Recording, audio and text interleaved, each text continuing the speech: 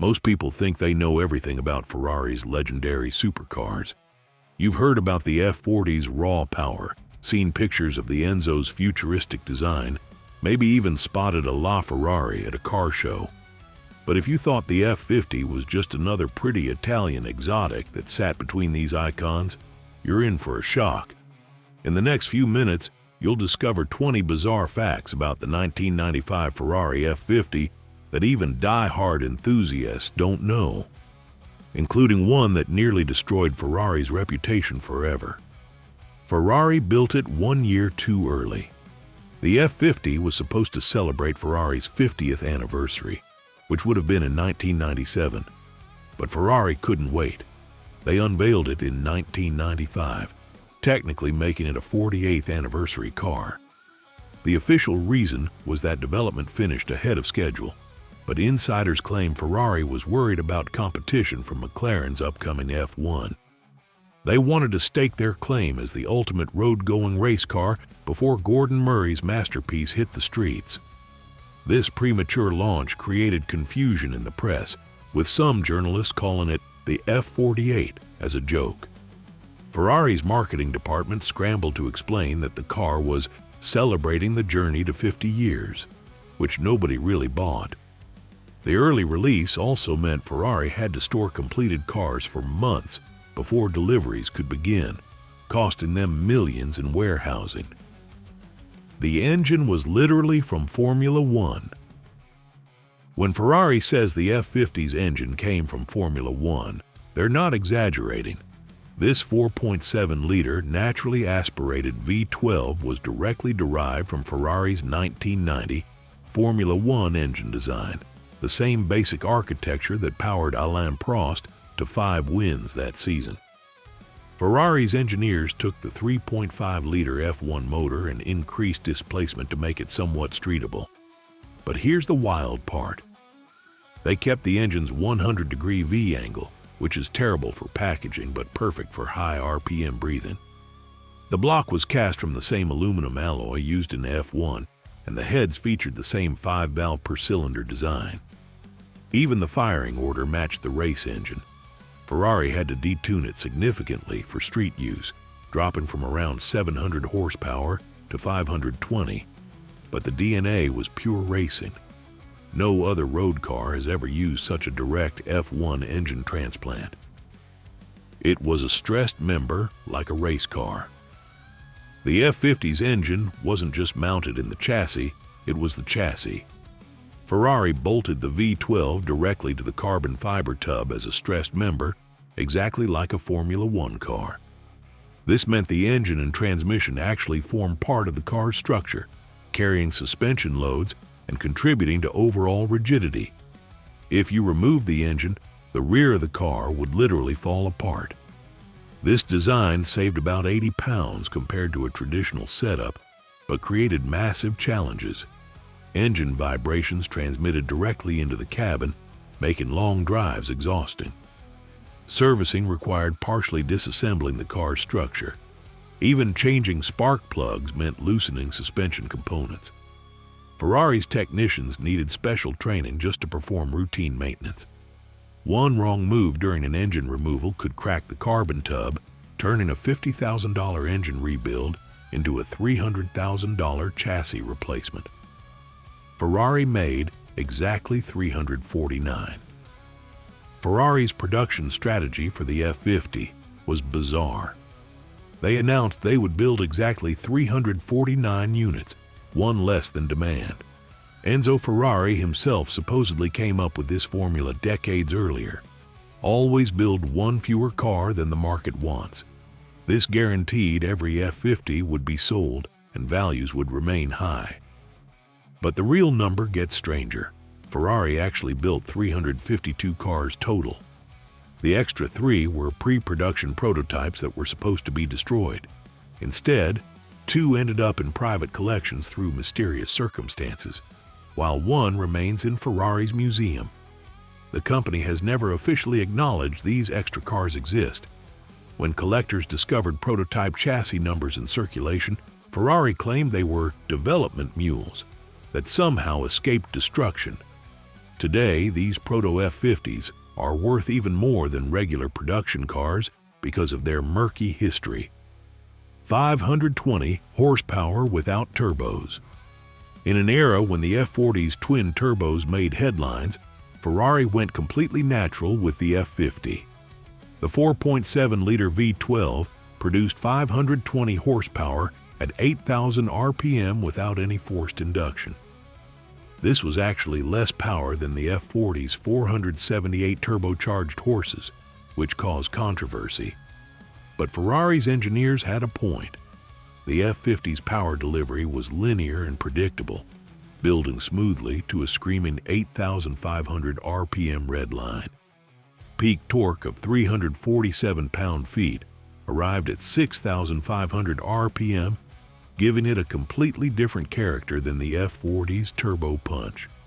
The naturally aspirated setup also meant better throttle response and a spine-tingling exhaust note that turbos would have muffled. Ferrari claimed the F50 would accelerate from 0 to 60 miles per hour in 3.8 seconds and reach 202 miles per hour. Motor Trend actually recorded 3.6 seconds to 60, making it quicker than Ferrari claimed. No power steering, no ABS, no mercy. Ferrari deliberately made the F50 as analog as possible. No power steering meant parking required serious muscle, but also delivered unfiltered feedback from the front tires. No ABS meant threshold braking was entirely up to the driver's skill. No traction control meant the rear end would step out instantly if you were clumsy with the throttle. This wasn't cost-cutting or technological limitation. Ferrari could have easily fitted these systems. They were already available on the 456 GT. Instead, they wanted to create the purest driving experience possible, a direct connection between human and machine. Test drivers reported the F50 was actually harder to drive fast than an F1 car because it lacked downforce. Magazine reviews were mixed, with some praising the purity, while others called it unnecessarily difficult. Ferrari's official response was perfect. If you want easy, buy a Mercedes. Built by a French aerospace company, the F50's carbon fiber monocoque wasn't built by Ferrari. It was manufactured by Aerospatiale, the French aerospace company that helped build the Concorde and later became part of Airbus. Ferrari chose them because nobody in Italy had the expertise to build such an advanced carbon structure in 1995. Each tub required over 3,000 hours to construct, using the same autoclave technology used for fighter jet components. The carbon weave pattern was so precise that Ferrari used it as a design element, leaving it exposed in the interior. Aerospatiale built the tubs in Toulouse, then shipped them to Maranello by special climate-controlled truck. The partnership was so secret that workers signed additional confidentiality agreements beyond their normal aerospace clearances. This aerospace connection gave the F50 credibility that pure automotive carbon fiber lacked at the time. The designer also penned the Peugeot 406. Here's a fact that'll blow your mind. Lorenzo Ramaciotti, who designed the F50 at Pininfarina, also penned the humble Peugeot 406 family sedan. He was working on both projects simultaneously in the early 90s. This explains some of the F50's organic, flowing lines that differed from the F40's aggressive angles. Ramaciotti later said the F50 was inspired by Formula One cars from the 60s, when they had curvaceous bodies before wings took over. He wanted to create something that looked fast standing still, but also appeared somewhat friendly, not intimidating like the F40.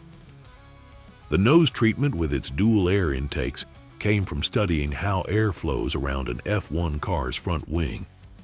Even the side strakes that became the F50's signature were functional, channeling air to cool the massive rear brakes.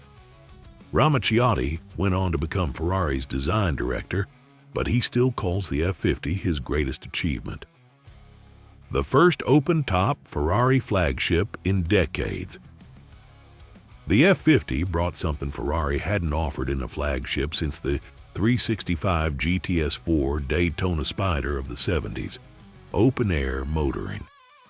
Every F50 came with a removable hardtop that transformed it from coupe to roadster in minutes. Well, minutes, if you had two strong people and knew what you were doing. The carbon fiber roof weighed just 20 pounds but was awkward to handle. Ferrari provided special storage bags and foam inserts to protect it when removed. The really clever part was how it attached, aerospace-style quick releases that required no tools. But here's the thing most people don't know. Ferrari originally planned to offer a permanent coupe version for customers who wanted maximum rigidity. They built 3 prototypes but canceled the program when every single customer deposit specified the removable top. Those 3 fixed-roof prototypes were converted to removable top specs, though eagle-eyed collectors can spot tiny differences in their chassis numbers. Manual transmission only, no exceptions. In an era when Ferrari was pioneering paddle-shift gearboxes, the F50 came only with a 6-speed manual. The transmission was mounted longitudinally behind the engine, race car style, improving weight distribution. The exposed metal gate shifter became an F50 signature, clicking mechanically through its pattern. But this wasn't just any manual. The gearbox used triple cone synchronizers on first and second gears to handle the engine's massive power. The clutch was a twin-plate racing design that required serious leg strength in traffic. Gear ratios were spaced for racing, with 6th gear basically an overdrive for autobahn cruising. Ferrari engineers admitted they could have fitted the F355's new F1 paddle shift system, but felt it would compromise the pure driving experience. Some customers actually requested paddle shifters and were told to buy a different Ferrari.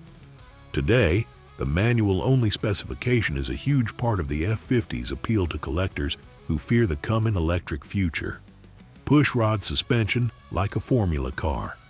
The F50's suspension looked like it belonged on a racetrack, not the road. Instead of conventional springs and dampers at each wheel, Ferrari used pushrod-operated inboard units just like a Formula One car. The pushrods transferred wheel movement through bell cranks to horizontally mounted coilover units hidden in the bodywork. This setup reduced unsprung weight and allowed Ferrari to use racing-spec dampers that would never fit in a normal wheel well. The geometry was so complex that Ferrari needed a Cray supercomputer to calculate the ideal pickup points. Each corner required 47 individual measurements during assembly to ensure proper alignment. The system worked brilliantly on smooth roads, but could be harsh on broken pavement.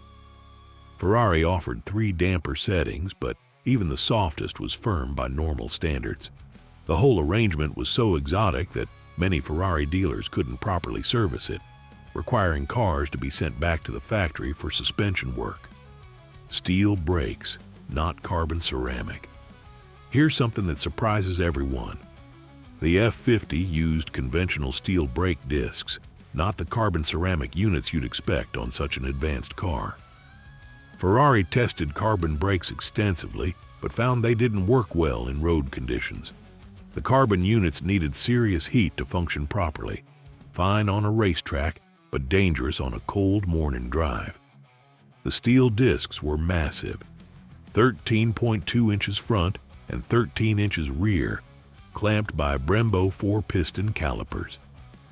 Ferrari developed a special brake pad compound that could handle track temperatures without fading but still worked when cold.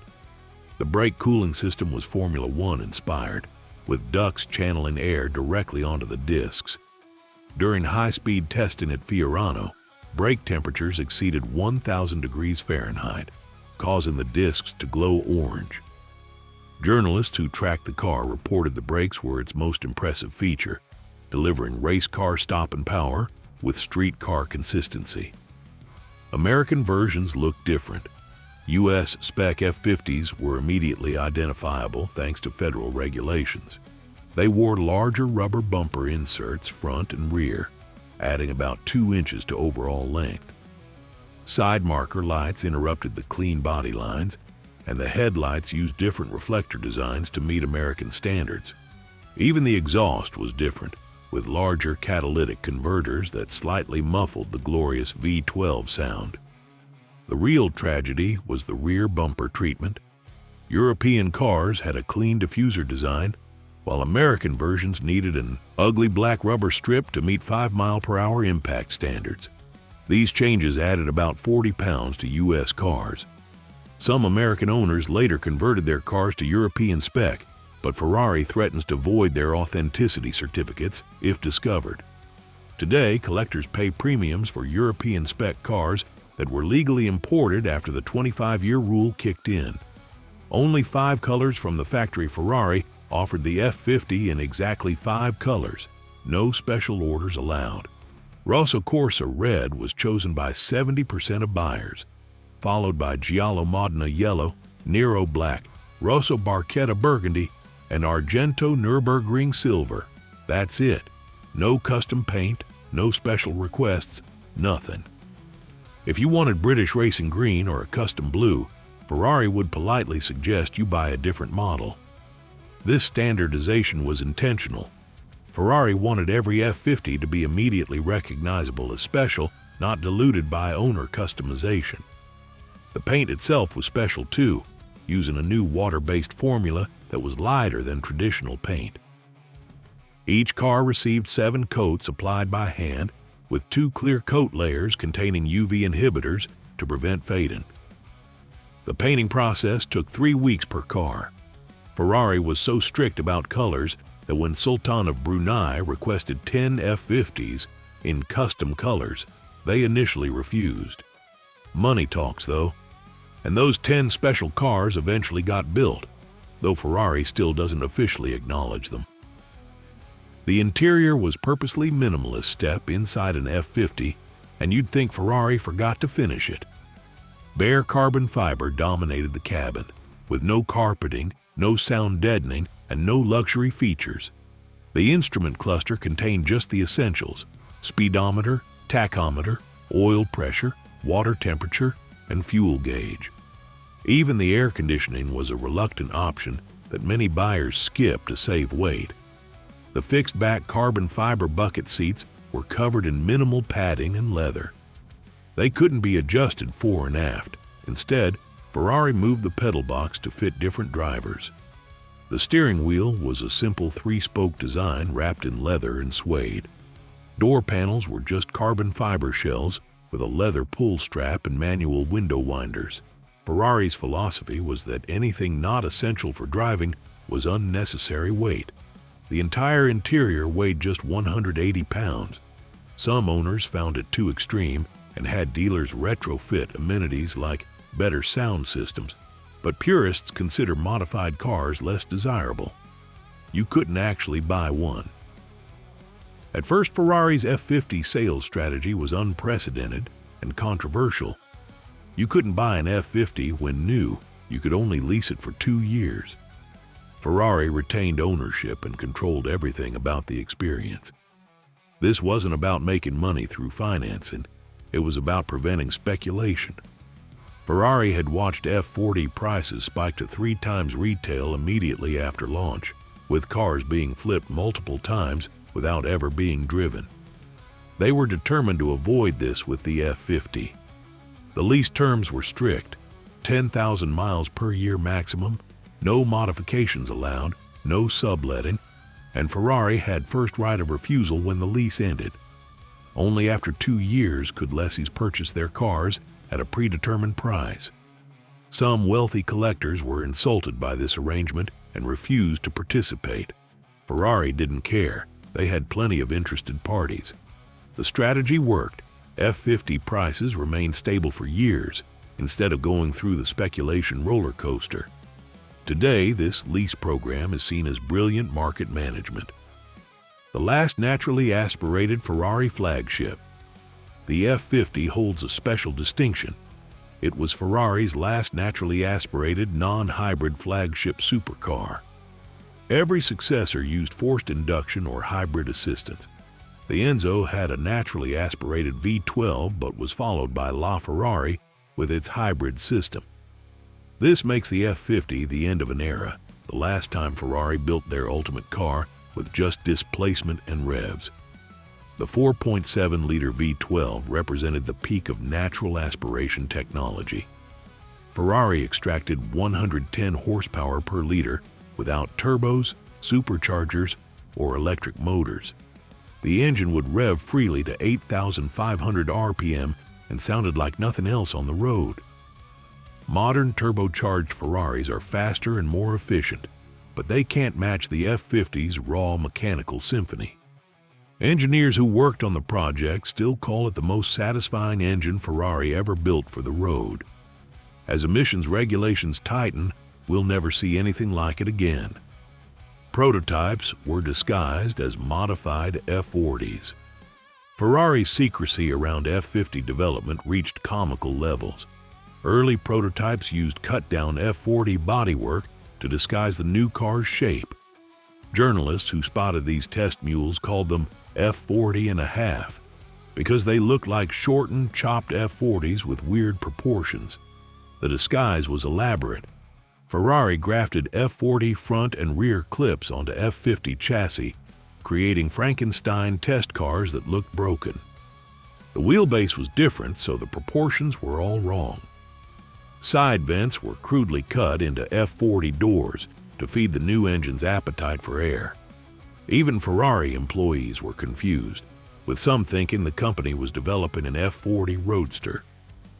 The first undisguised F50 prototype caused a sensation when it appeared at Fiorano in late 1994. Photographers who'd been stalking the weird F40 mules suddenly understood what they'd been seeing.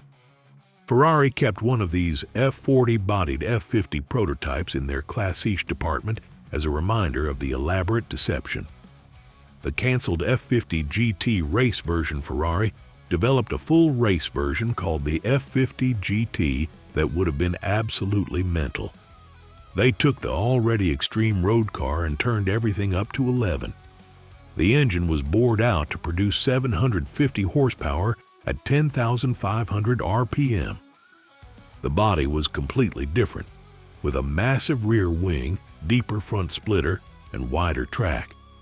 Weight dropped to just 2,000 pounds through extensive use of exotic materials. Ferrari built 3 F50 GT prototypes and tested extensively.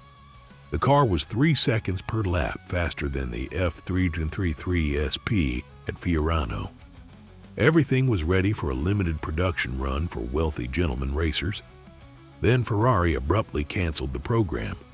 The official reason was to focus on Formula One, but insiders claim Ferrari feared the F50 GT would be too fast for amateur drivers. The 3 prototypes were supposedly destroyed, but rumors persist that at least one survived in a private collection.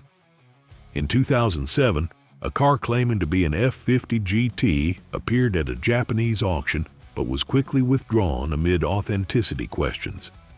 Today, it's rarer than both F40 and Enzo. The numbers tell an interesting story. Ferrari built 1,311 F40s and 400 Enzos, but only 349 F50s. This makes it the rarest of Ferrari's modern flagship trilogy. Yet for years, the F50 was the least valuable, with collectors preferring the raw F40 or high-tech Enzo. That's completely changed now. F50 values have exploded past $10 million for perfect examples, driven by collectors who finally appreciate its unique position.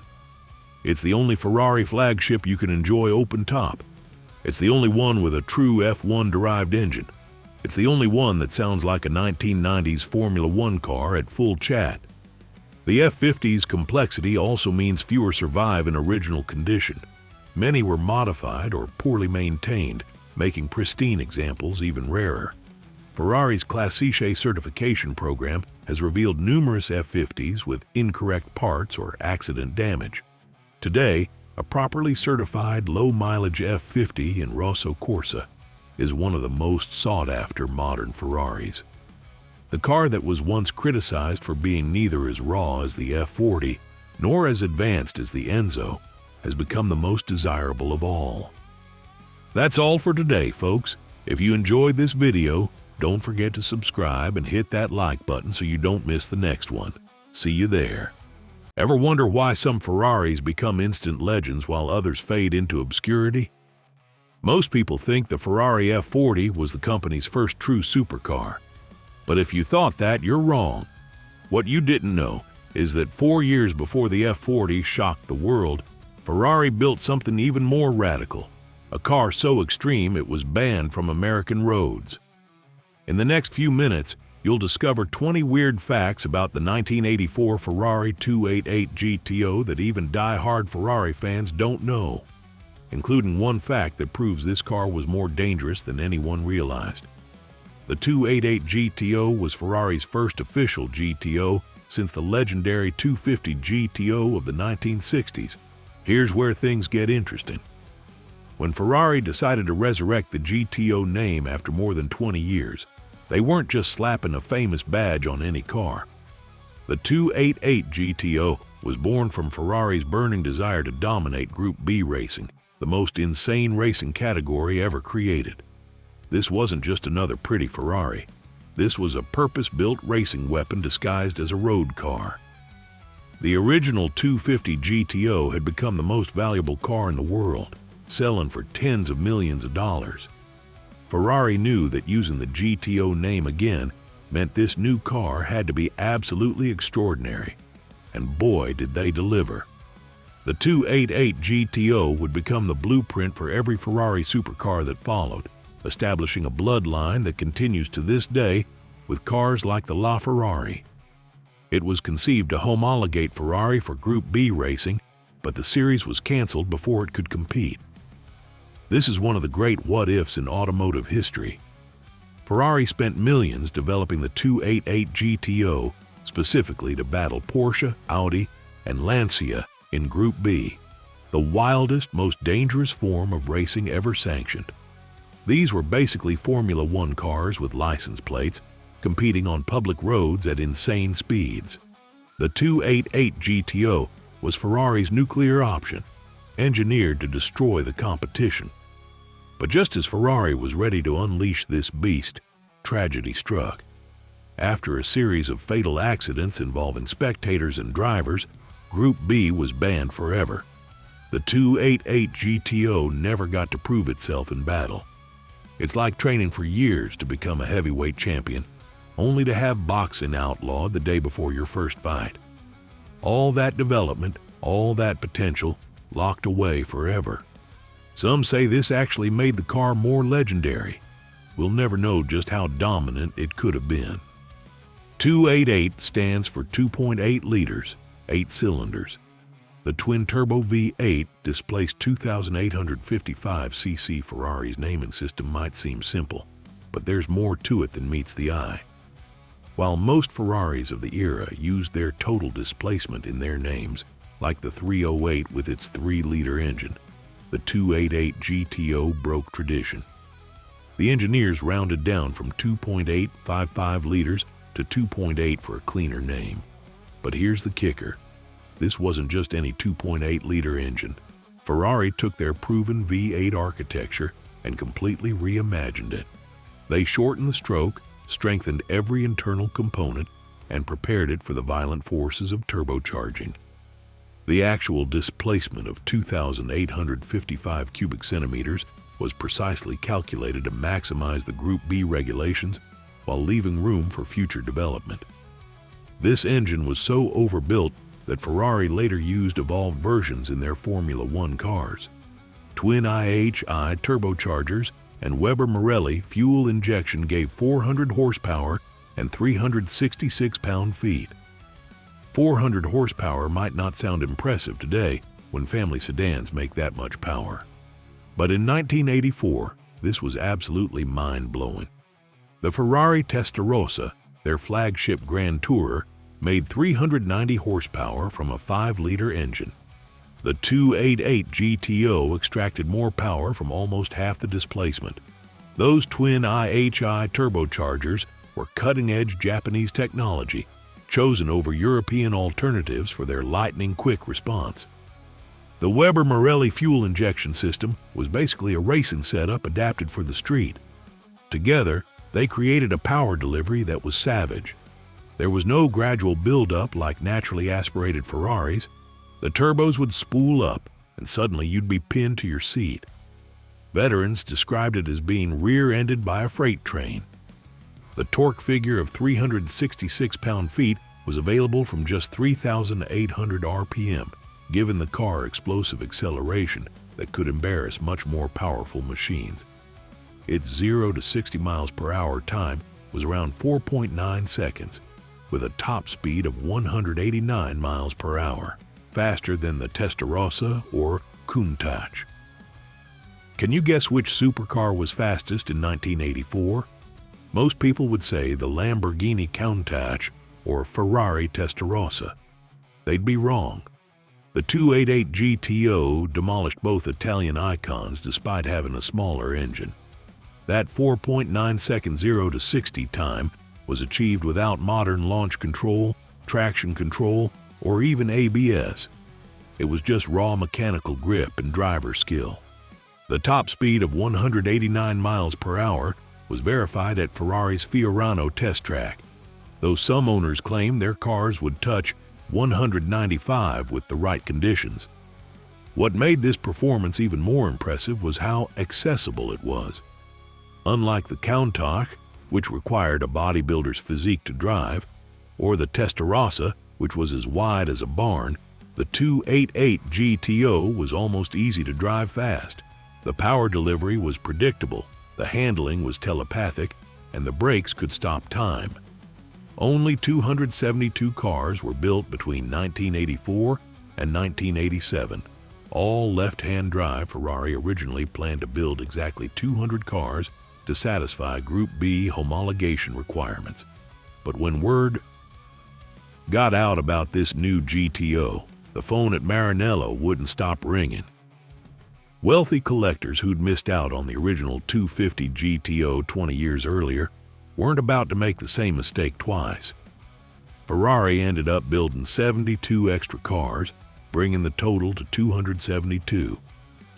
Every single one was left-hand drive, even those destined for right-hand drive markets like the UK and Japan.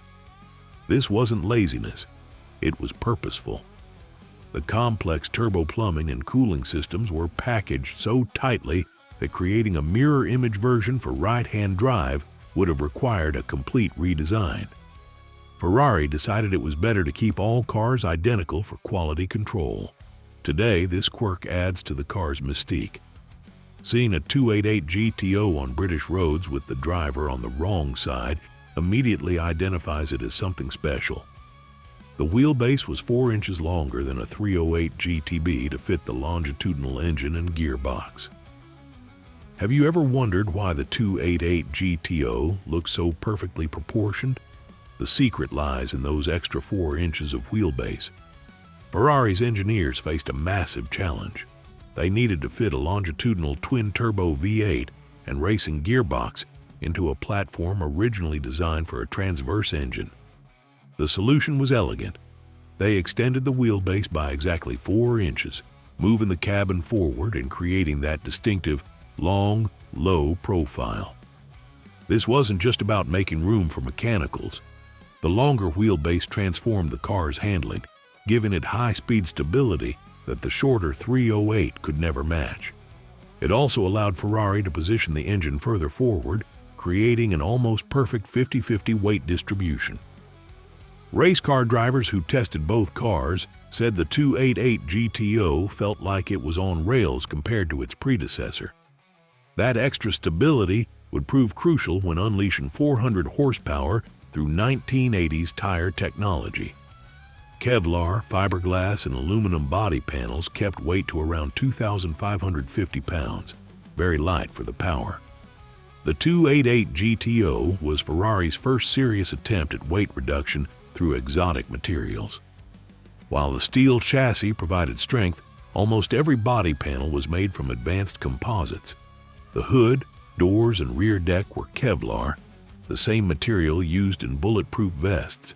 The bumpers and side skirts were fiberglass. Even the spectacular rear spoiler was hollow to save weight. All told, these exotic materials saved over 400 pounds compared to traditional steel construction. At 2,550 pounds, the 288 GTO weighed less than a modern Mazda Miata while packing 400 horsepower. The power-to-weight ratio was simply devastating. But here's what's really wild. Ferrari engineers left more weight savings on the table.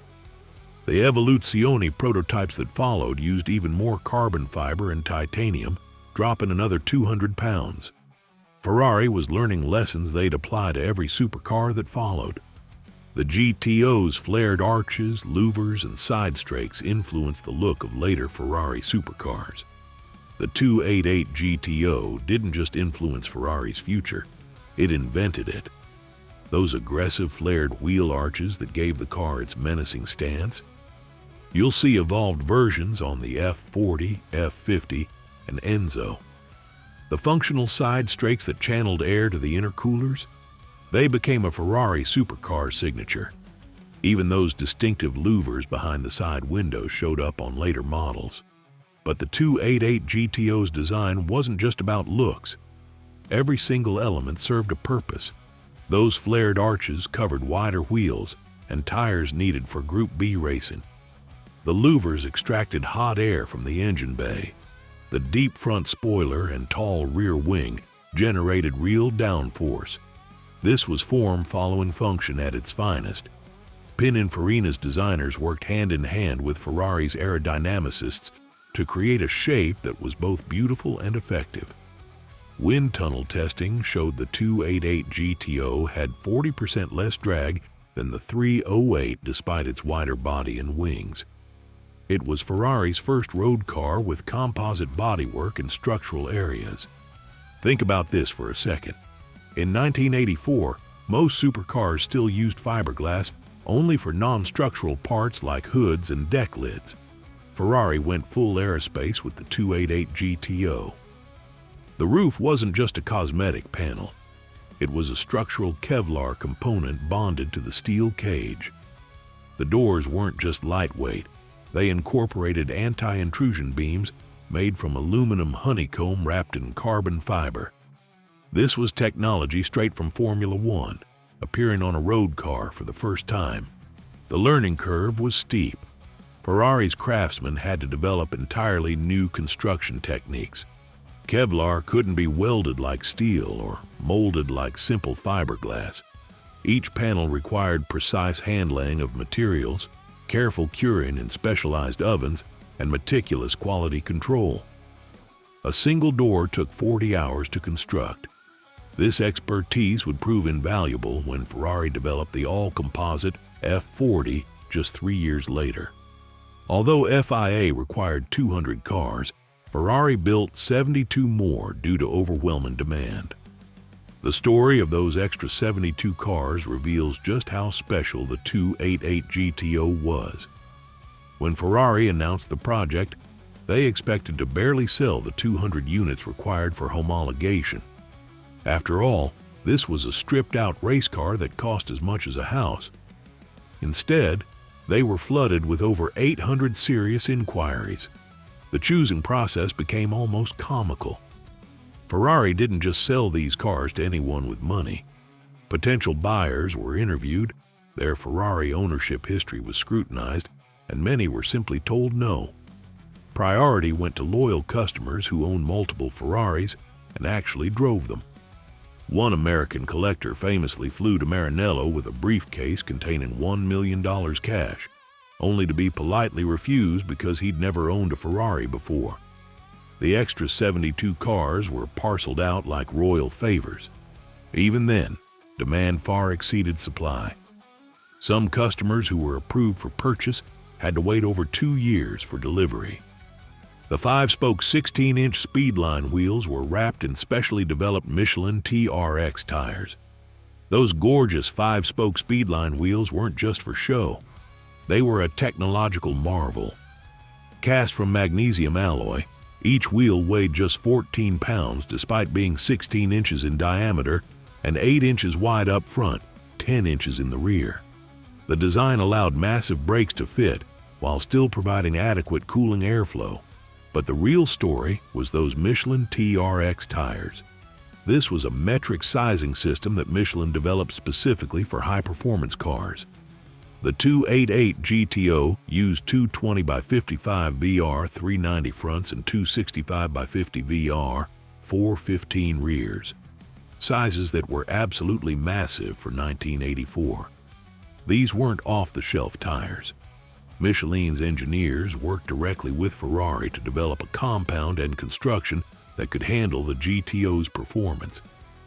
The tires needed to cope with 190 mile-per-hour speeds, 400 horsepower launches, and the massive cornering forces generated by that advanced suspension.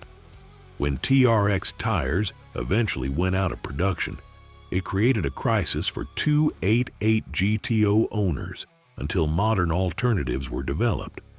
No catalytic converters on Euro cars, U.S. emissions rules kept the 288 GTO officially out of America. Here's where things get really interesting. Ferrari never officially imported the 288 GTO to America. Not a single one. The twin-turbo engine couldn't meet U.S. emission standards without catalytic converters, and adding them would have killed the performance Ferrari worked so hard to achieve. But where there's a will and wealthy Americans, there's a way. Gray market importers found creative solutions. Some cars were imported as race cars and later converted for road use. Others came in under show and display exemptions. A few were mysteriously registered as modified 308s. The EPA and DOT played cat and mouse with importers throughout the 80s.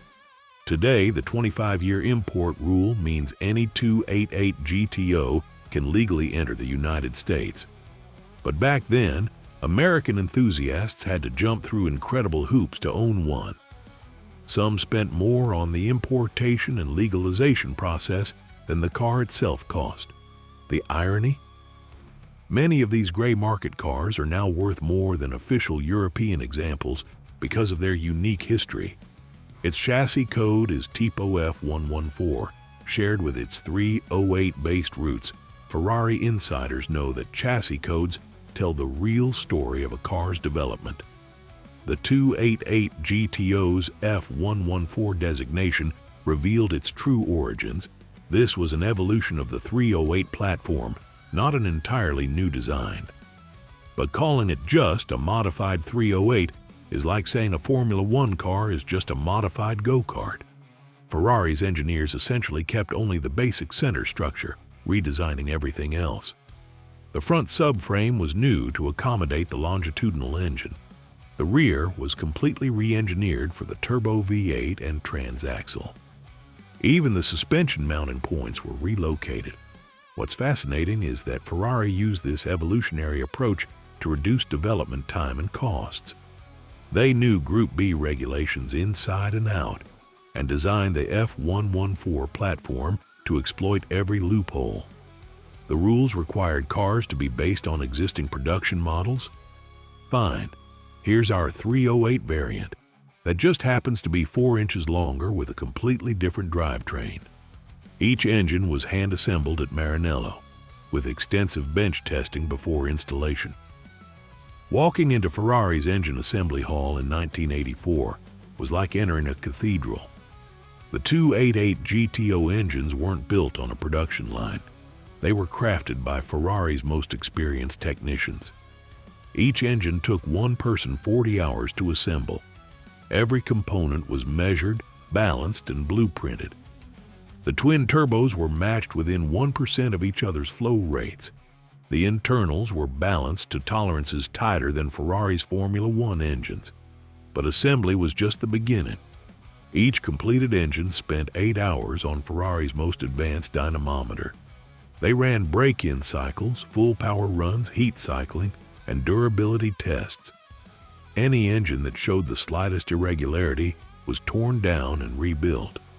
Only when an engine produced exactly 400 horsepower with perfect smoothness did it earn its serial number. This obsessive attention to detail meant that no two engines were exactly alike. Some made slightly more power, some revved more freely, giving each car its own personality. Inside, the cabin was Spartan. Cloth seats, simple gauges, and minimal trim, as Group B routes demanded stepping inside a 288 GTO after experiencing other 80s Ferraris was shocking. Where was the leather, the wood, the luxury? Instead, you got cloth racing seats, rubber floor mats, and exposed carbon fiber. This wasn't cost-cutting, it was purposeful. Every ounce removed from the interior was an ounce that didn't have to be accelerated, braked, or cornered. The cloth seats weren't just lighter than leather, they provided better grip during hard cornering. The simple analog gauges gave instant, precise information without electronic delays. Even the iconic gated manual shifter was simplified, with shorter throws and more positive engagement. Air conditioning was optional and rarely fitted. The radio was a simple Blaupunkt unit that most owners removed. Door panels were basic fiberglass with simple pull straps. Yet somehow, the cabin felt special. The driving position was perfect. The thin-rimmed Momo steering wheel telegraphed every nuance of the road. The view over that long, louvered hood was intoxicating. This was a car that made you a better driver by removing all distractions. It was the first Ferrari supercar in the modern line that led to the F40, F50, Enzo, and LaFerrari. The 288 GTO created the template that Ferrari follows to this day. Before it, Ferrari made grand tours and sports cars. After it, they had a flagship supercar program. The formula was simple but revolutionary. Take the most advanced technology from Formula One, adapt it for the road, build a limited number, and price it in the stratosphere. Every Ferrari Halo car since has followed this blueprint. The F40 took the GTO's turbo technology and composite construction to extremes. The F50 brought a Formula One engine to the street. The Enzo introduced advanced aerodynamics and electronic controls. The LaFerrari added hybrid technology, but they all trace their DNA to the 288 GTO. It proved that customers would pay astronomical prices for a no-compromise Ferrari. More importantly, it showed that these Halo cars elevated the entire brand. Every 328 and 458 buyer secretly wished they had a 288 GTO. That aspiration drove sales across the entire range. Some 288 GTO Evoluzione prototypes made up to 650 horsepower and laid groundwork for the F40's development. Ferrari built 5 Evoluzione prototypes that showed what the 288 GTO could have become if Group B had survived. These cars were absolutely mental. Power jumped from 400 to 650 horsepower through bigger turbos, higher boost, and racing fuel. Weight dropped by another 400 pounds through extensive use of carbon fiber and plexiglass windows. Downforce increased dramatically with a massive rear wing and ground effects. The Evoluzione could hit 60 miles per hour in 3.9 seconds and top 200 miles per hour. But here's the really important part. The Evoluzione became Ferrari's rolling laboratory for the F40. Every lesson learned from these prototypes went directly into the F40's development. The carbon fiber construction techniques, the turbo engine management, the aerodynamic solutions, it all started with the Evoluzione. In many ways, the F40 was simply a productionized Evoluzione with slightly less extreme specifications. Today, those 5 Evoluzione prototypes are among the most valuable Ferraris in existence, each worth over $10 million. Ferrari priced it at about $85,000 new, but today values exceed $3,085,000. In 1984 was serious money, enough to buy a nice house in most of America. The 288 GTO cost more than a Porsche 911 Turbo and a Corvette combined. Critics called it ridiculously overpriced for a modified 308. How wrong they were. By 1990, values had doubled. By 2000, they'd hit $500,000. The financial crisis of 2008 barely dented prices. By 2015, clean examples were trading for $2 million. Today, the sky's the limit. The record price for a 288 GTO is over $4 million, and that will likely be broken soon. What drives these incredible values? Rarity is part of it. 272 cars for the entire world is nothing, but it's more than that. The 288 GTO represents a perfect moment in Ferrari history. It has the last of the analog technology, no electronic nannies, no power steering, just pure mechanical connection. Yet it also has genuine supercar performance that's still impressive today. Collectors recognize it as the bridge between classic and modern Ferrari. It remains one of the rarest and most sought-after Ferraris, revered as the bridge between classic and modern supercars. The 288 GTO occupies a unique position in Ferrari history. It's new enough to have reliable fuel injection and proper ventilation, but old enough to provide a raw, visceral driving experience that modern cars can't match. It's the last Ferrari supercar you could theoretically daily drive, but rare enough that most owners wouldn't dare. What makes it truly special is how it drives. Unlike the brutal F40 that followed, the 288 GTO is almost civilized at normal speeds. The clutch is heavy but manageable. The gearbox is precise. The visibility is decent. But prod the throttle and the beast awakens. The turbos whistle, the wastegates chirp, and suddenly you're experiencing acceleration that modern hypercars struggle to better. Every journey becomes an event. The 288 GTO doesn't isolate you from the experience, it amplifies it. You feel the road through the steering wheel, hear the mechanical symphony behind your head, smell the hot oil and fuel.